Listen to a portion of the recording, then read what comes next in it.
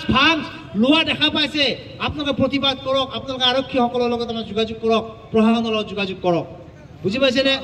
তো তেতিয়াহে আমাৰ নৱপ্ৰজন্মক যদি আমি ড্ৰাগছ মদ ভাং বিড়ি চিগাৰেটৰ পৰা মুক্ত কৰিব পাৰোঁ আমাৰ সমাজখন আমি এইডছ মুক্ত কৰিব পাৰিম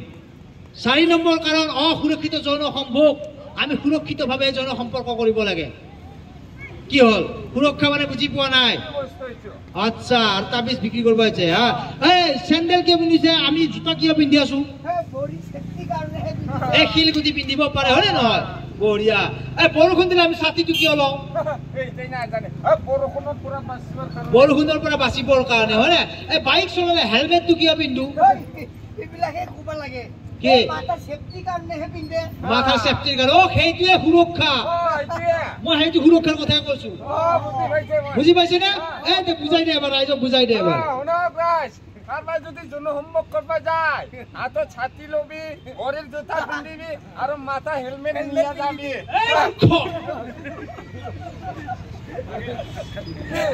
হসাকে মানুহ ভুলবগে বনাব আপোনালোকে মানুহ ঠগায়ে খাব সেইটো কোৱা না কথা কইছিস তুই আমি কৈছো যৌন সম্পৰ্ক কৰিলে সুৰক্ষিতভাৱে কৰিব লাগে আমি কণ্ডম ব্যৱহাৰ কৰিব লাগে বিয়া মানুহ এইটো ইমান ৰাইজৰ ভিতৰত নহয় কিছুমান কথা আমি মুকলিকৈ আলোচনা কৰিবই লাগিব নহলে এনেকে কি হ'ব এইচৰ এই পজিটিভটো বাঢ়ি যাব